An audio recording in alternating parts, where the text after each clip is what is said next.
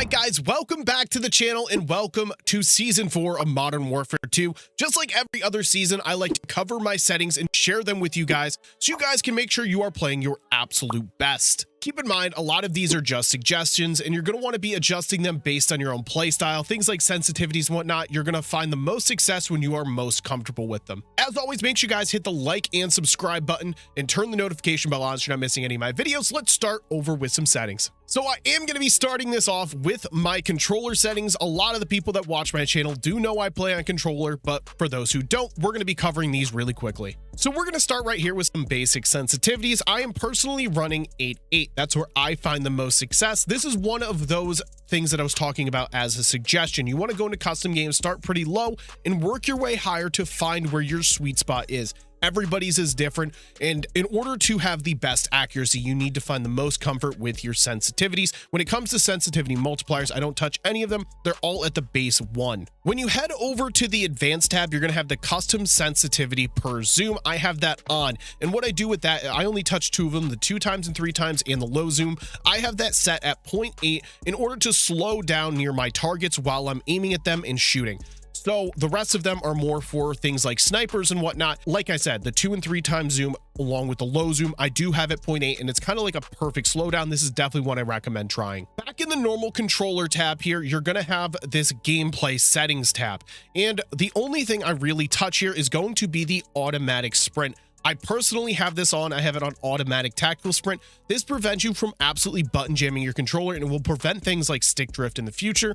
I know a lot of people don't like to run this because it does get a little odd, but once you get used to it, I highly recommend using this one. And that being said, you also get around the map much quicker without having to just absolutely button jam your controller. You don't have to like predict when your tactical sprint resets. So heading back over to the advanced tab, you're going to have your aim assist along with the aim assist type. So you're going to want your target aim assist on if you're on controller. If you're not running this, you are just putting yourself at a disadvantage.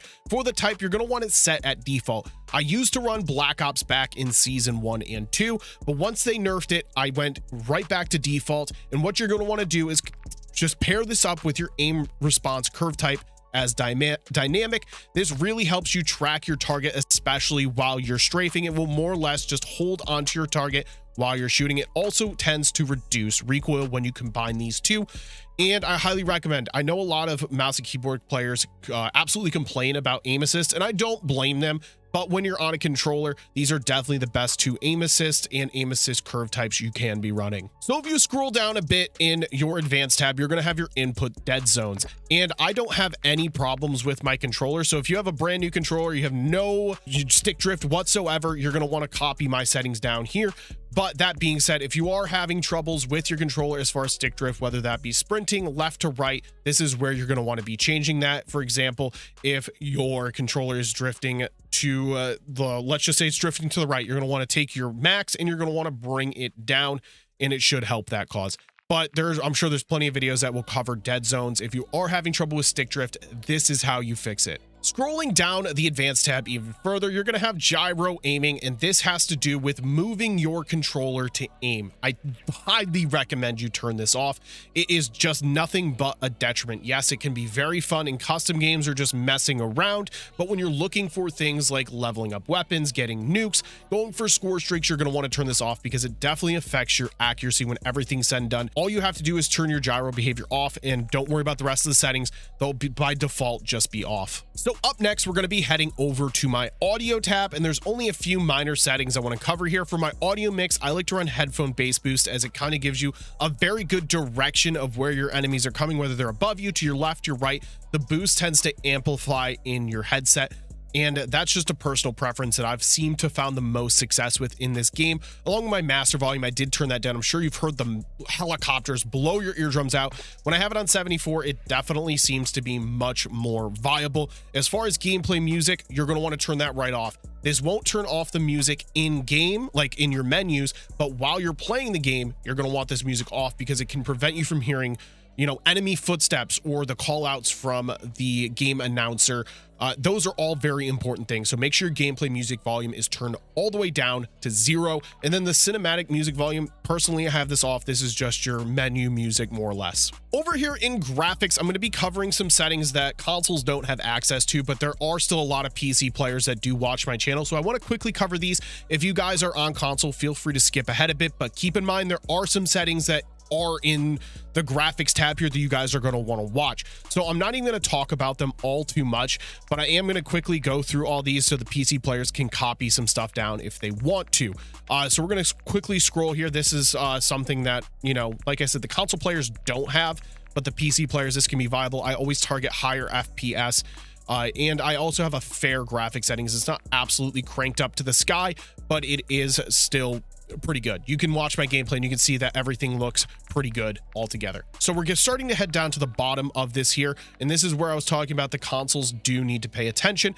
You're going to want your depth of field, your world motion blur, and your weapon motion blur off. Yes, it's a more realistic type feel, but you're going to be missing a lot as far as enemies while you're spinning fast. That goes for motion blur. Depth of field, also, it's like a blur while you're shooting your gun. It's just not worth it. Yes, it's a more realistic take on the game, but you're going to be missing a lot of things with that blur on. You're also going to want your fill grain turned all the way down because the visual noise in this game is absolutely absurd. Make sure that is set at 0. Heading over to the view tab, this is where I have things like my field of view and other things like that. My field of view is at 110. This is another suggestion. I feel like you don't need 120 in multiplayer just because it makes things look farther away and you're not really playing big enough maps like you are in Warzone where you need that really wide FOV at 120. In fact, a lot of the pros play on anywhere between 100 and 110. So keep that in mind while you're playing. My ADS field of view I do have set at affected. And there's nothing really else important as far as the field of view goes. But in the camera here, you're going to want to set your first and third person camera movement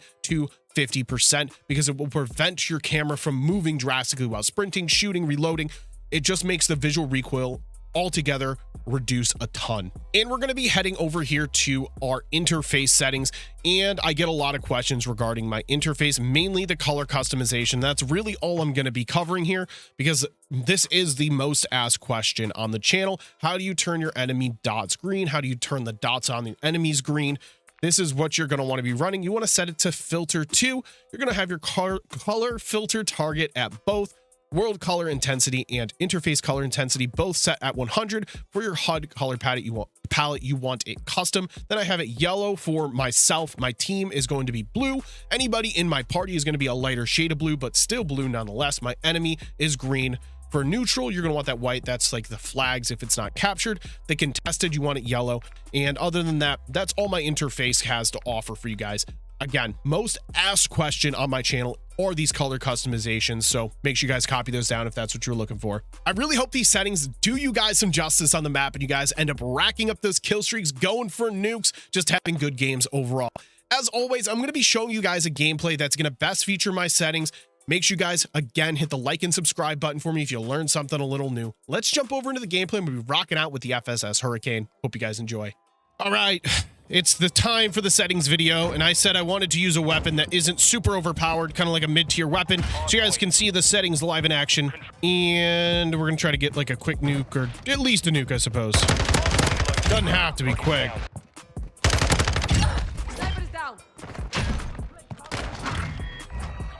Hopefully no editing needs to be involved here.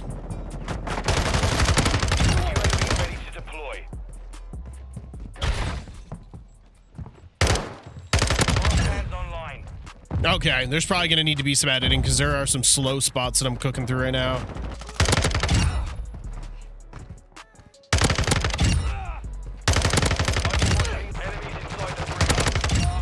Yeah, probably some editing, unfortunately, just because there have been some slow portions of this game. Not slow, but just not fast-paced enough for my liking.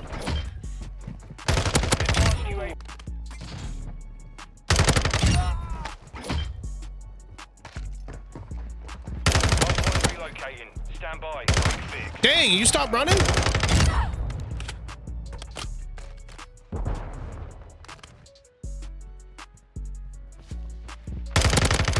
Hardpoint relocated.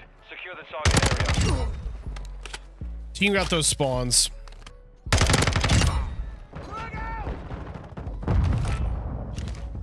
Copy, advanced UAV inside the perimeter. Launching smoke grenade! Teammate was toying with him with a riot shield, bro. It's kind of funny.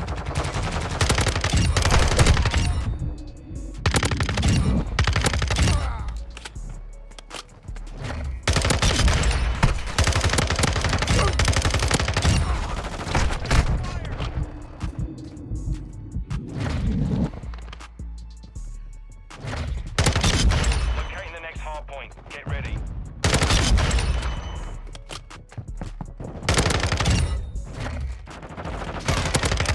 Mission updated. Capture the hard point.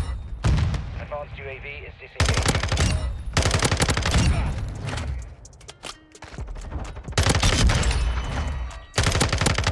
We hold the advantage. Take it home. Moving here.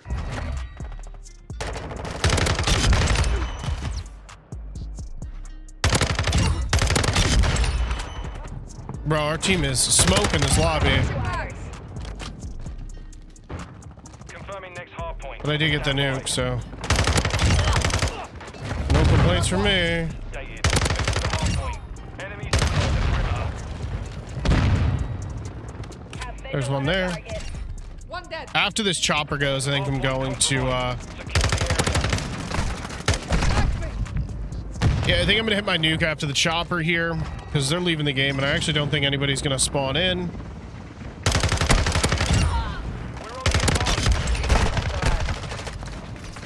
This game's actually been really quick. I can keep going for now.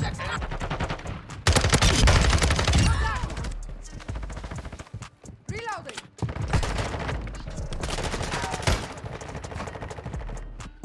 Hard point relocated.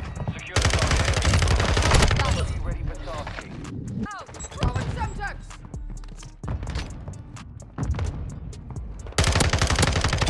Drop this sniper. Well, I've actually kind of been getting smoked the rest of this game in a way. Enemy is down.